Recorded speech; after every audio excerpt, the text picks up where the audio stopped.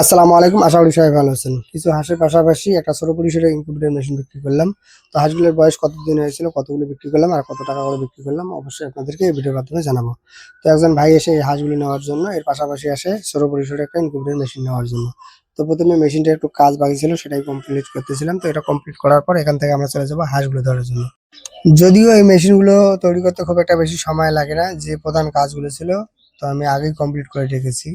তো অল্প সময়ের মধ্যে মেশিনের কাজটা কমপ্লিট করে চলে আসলাম হাঁসগুলো ধরার জন্য। তো এর আগে এখান থেকে আমি কিছু হাঁস বিক্রি করেছি। যারা আমার ভিডিওগুলো নিয়মিত দেখেন তারা অবশ্যই জানেন। এগুলোর বয়স কিন্তু খুব একটা বেশি হয়নি। মোটামুটি ২.৫ মাস হয়েছে, মানে ২ মাস ১৭ দিন এগুলোর বয়স চলছে। আর এই ২.৫ মাসের হাঁসগুলো মাশাআল্লাহ অনেকটাই বড় হয়েছে। দেখে বোঝার উপায় নাই যে এগুলো ছোট হাঁস। মানে দেখলে মনে হবে যে এগুলো বড় হাঁস বা মেচুরিটি হাঁস। যখন থেকে বলেছি যে হাঁসগুলো বিক্রি করবো বা বিক্রি করা শুরু করে দিয়েছি, তো এটা জানার পর অনেকে আসে হাঁসগুলো নেওয়ার জন্য। কেউ ২ টা নেয়, কেউ ৪ টা নেয়, কেউ ৫ টা নেয়। তো এভাবে কিন্তু প্রতিদিন এগুলো বিক্রি হচ্ছে। আজকে যে ভাইটা হাঁস নেবে তো মূলত আমার ভিডিও দেখে প্রায় ৩০ কিলোমিটার দূর থেকে এসেছে। তো আমাকে বলতেছিল যে ৫ টা হাঁসই নেবে, এর পাশাপাশি একটা হাঁসা নেবে। আর এগুলো মূলত নেবে পালন করার জন্য। তো সেই হিসেবে এখানে হাঁসগুলো ধরা হচ্ছে।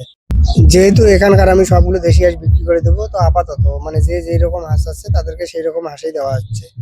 প্রথমে এখানে আমরা যে হাঁসিগুলো আছে সেগুলো ধরবো, এরপর হাঁসাটা ধরবো। যেহেতু এটা একটা খোলামেলা জায়গা, তো এখানে হাঁসগুলো ধরা কিন্তু অনেকটাই অসুবিধার হয়ে যাচ্ছে। মানে আমি যেটা পছন্দ করে ধরতে যাচ্ছি, তো সেটা সেখান থেকে খুব সহজে কিন্তু বেরিয়ে যাচ্ছে, যার ফলে কিন্তু হাঁসটা ধরতে অনেকটাই সময় লাগছে। অবশেষে আমাদের হাঁস ধরা কমপ্লিট। তো এই ৬টা হাঁসের মধ্যে ৫টা এখানে হাসি আর একটা হচ্ছে হাঁসা। মূলত সাদা হাঁসটা যে দেখতে পাচ্ছেন এটা হচ্ছে হাঁসা। তো এখন পা গুলো সুন্দরভাবে বেঁধে দিতে হবে, যেহেতু অনেকটা দূর থেকে এসেছে, যেন রাস্তায় কোনো রকম অসুবিধা না হয়। আর এই হাঁসগুলো যেহেতু আমি ডিমের জন্য পালন করব না, তো বিক্রি করার যেহেতু সিদ্ধান্ত নিয়েছি, তো এখন যে যেই রকম চাচ্ছে তাদেরকে কিন্তু সেই রকমই দেওয়া হচ্ছে। আর একদিন আগে যদি এই হাঁসটা আমি বিক্রি করতে পারি, সেক্ষেত্রে কিন্তু আমার লাভটা বেশি এসছে। আর একদিন পরে যদি আমি সেটা বিক্রি করি, তাহলে কিন্তু একটু হলেও আমার সেটা লস। হাঁস হোক, মুরগি হোক বা অন্য কোনো কিছু হোক, এটা যদি না জেনে বুঝে করা যায় তাহলে কিন্তু অনেক সময় এখান থেকে লস হয়। তো অনেকে বলে যে আমার হাঁস পালন করে লস, মুরগি পালন করে লস। মূলত তাদের ক্ষেত্রে যে সমস্যাগুলো হয়, তারা দীর্ঘ একটা সময় ধরে এগুলো পালন করার পর দেখে যে এখান থেকে মানে হাঁস মুরগি থেকে ঠিকঠাক ডিম দিচ্ছে না।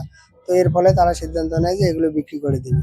তো এইভাবে যদি মানে পরবর্তীতে এগুলো বিক্রি করা যায় তাহলে কিন্তু এখান থেকে লসই হবে। আর আমি যদি কোনো কিছু ডিমের জন্য করি, তাহলে যতক্ষণ পর্যন্ত না সেটা ডিম দেওয়া শেষ হচ্ছে ততক্ষণ পর্যন্ত কিন্তু আমি সেটা বিক্রি করি না। তো আমার প্রিয় ভাই ও বোনেরা যারা খামার করতে চান তাদেরকে বলবো এই জিনিসগুলো একটু জেনে বুঝে করবেন, তাহলে কিন্তু খামার করে খামার থেকে আপনারা লাভ করতে পারবেন। তো আমার যে হাঁসগুলো আছে এগুলোর বয়স ২.৫ মাস, মানে ২.৫ মাসের থেকে ২ দিন বেশি হয়েছে।